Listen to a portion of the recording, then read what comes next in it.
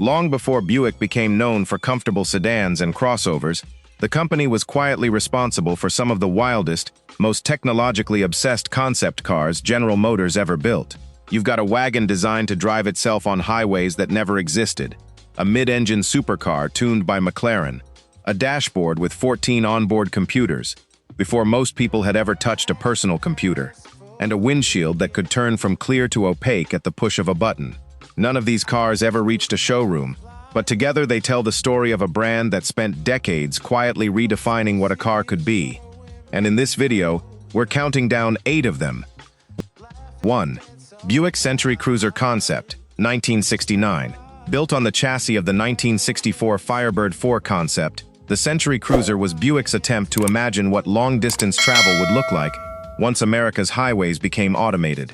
The idea was that a driver would enter an expressway, insert a programmable card into a slot on the dashboard, and let the car take over, guided by information beamed from electronic highway centers and tracked on a radar-like strip map projected inside the cockpit.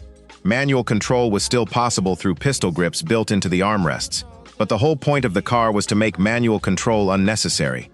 Inside, 4 passengers sat in semi-reclining, swiveling contoured seats, surrounded by a pull-out refrigerator, a television, and a fold-out table, essentially turning the cabin into a living room on wheels. Entry was its own spectacle. The entire canopy, made up of nearly all the glass and most of the roof, would slide forward and upward at the touch of a button, unlatching the doors so they could glide open for easier access. Automated highways never materialized, but the Century Cruiser remains one of the clearest examples of just how far Buick's imagination stretched at the end of the 1960s. 2. Buick Wildcat Concept, 1985. By the mid-1980s, Buick wanted to prove it could hang with Ferrari and Lamborghini, and the Wildcat was its answer. Unveiled at the 1985 SEMA show, this mid-engine, all-wheel drive machine was designed by David P. Rand and built with a carbon fiber and fiberglass composite body wrapped around a custom aluminum chassis, weighing in at just over 2,900 pounds.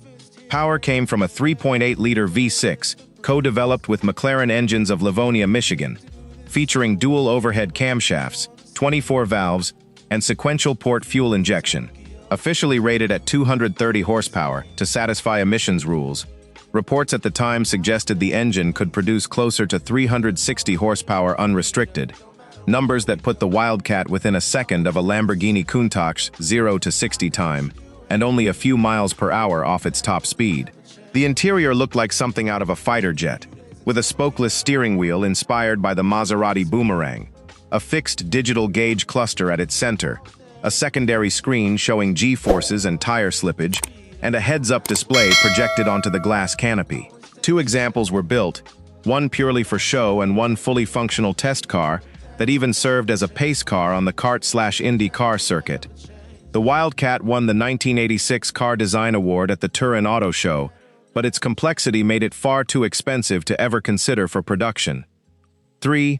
Buick Y-Job, 1938. Widely regarded as the auto industry's first true concept car, the Y-Job was the creation of Harley Earl, General Motors' first head of design. Built on a 1937 Buick Super chassis, it introduced features that felt like science fiction in 1938. Power-operated hidden headlamps, electric windows, flush door handles, and a convertible top that disappeared beneath a hinged metal deck. Under the hood sat a 320 cubic inch straight 8, producing 141 horsepower, and the car stretched over 208 inches long while standing just 58 inches tall, giving it a low, sweeping silhouette that felt decades ahead of anything else on the road. Earl was so attached to the car that he drove it as his personal vehicle for years. In fact, in 1948, a wire service reporter photographed the Y-Job on the streets of Detroit and mistook it for a brand new 1949 model. Many of its design cues, including Buick's vertical waterfall grille, remain part of the brand's identity today. 4. Buick LeSabre Concept, 1951. Officially known as the General Motors LeSabre, this Harley Earl creation is often credited to Buick, even though it never wore Buick badging, a detail that still sparks debate among historians today. Inspired by the North American F-86 Sabre jet fighter, The car introduced design elements that would define the entire decade, including a wraparound panoramic windshield and dramatic tail fins that doubled as housings for 20-gallon aircraft-style fuel cells. It was built almost entirely from aluminum, magnesium, and fiberglass, and packed genuinely advanced engineering for 1951, including a 12-volt electrical system at a time when 6-volt was standard, heated seats, a moisture sensor that automatically raised the convertible top when it started to rain, and hydraulic jacks built directly into the chassis for easy tire changes. Power came from a supercharged aluminum 215 cubic inch V8, producing 335 horsepower, and running on a blend of gasoline and methanol. Earl drove the LeSabre as his personal car for 2 years after its show tour, and its influence on 1950s American styling, particularly the tailfin craze, is hard to overstate.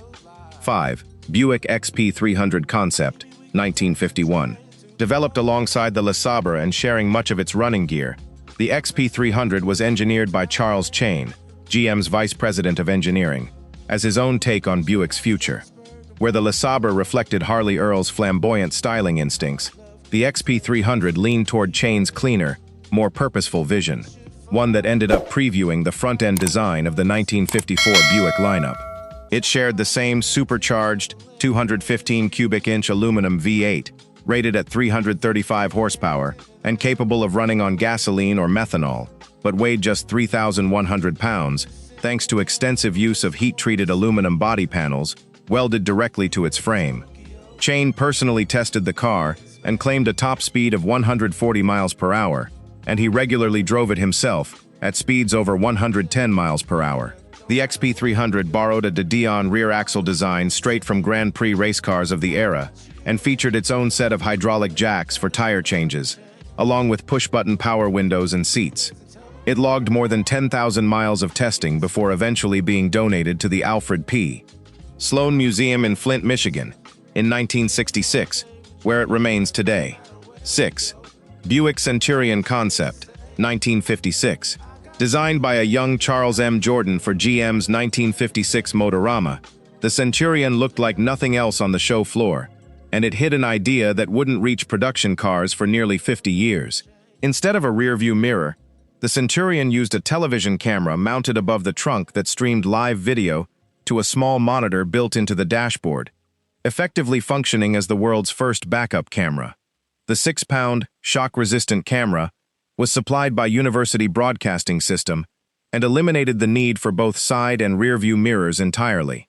That wasn't the only trick up its sleeve. The Centurion wore the largest transparent bubble roof built up to that point, seated 4 passengers on bucket seats that automatically slid forward when the doors opened, and used a centrally mounted cantilevered steering column inspired directly by airplane cockpits, complete with a rotary gear selector instead of a traditional shifter. Power came from a 322 cubic inch nailhead V8, producing 325 horsepower. Unlike most Motorama cars, which were dismantled and scrapped after their tour ended, the Centurion survived and is now on permanent display at the Sloan Museum in Flint. Buick would later reuse the Centurion name on a full-size production sedan built from 1971 through 1973, though that car shared nothing but the badge with its bubble-top namesake. 7. Buick Questor Concept, 1983. Built as part of General Motors' Electronic Study Division and unveiled at the 1983 Chicago Auto Show, the Questor was a rolling demonstration of just how far computer technology could take a car. It ran on more than 14 fully functional onboard microcomputers, at a time when most households didn't even own a single personal computer, controlling everything from navigation to seat adjustment. Entry started with a laser key that operated on an invisible light beam, unlocking the doors and automatically adjusting the seat, pedals, steering column, and entertainment settings to match the driver's saved preferences. The dashboard had no traditional gauges at all. Instead, a transparent instrument panel rose up from the base of the windshield when the engine started, displaying information without blocking the driver's view of the road. There were no exterior door handles or side mirrors either, since a small rear-mounted camera fed a wide-angle view to a monitor near the steering wheel. At highway speeds, the Questor's front end would automatically dip for improved aerodynamics, while the rear rose about 3 inches for stability. and a voice-activated radio telephone let occupants make calls hands-free, decades before Bluetooth existed. GM never intended to build it, but design elements from the Questor would later surface on the 1988 Buick Reatta. 8. Buick Park Avenue Essence Concept, 1990.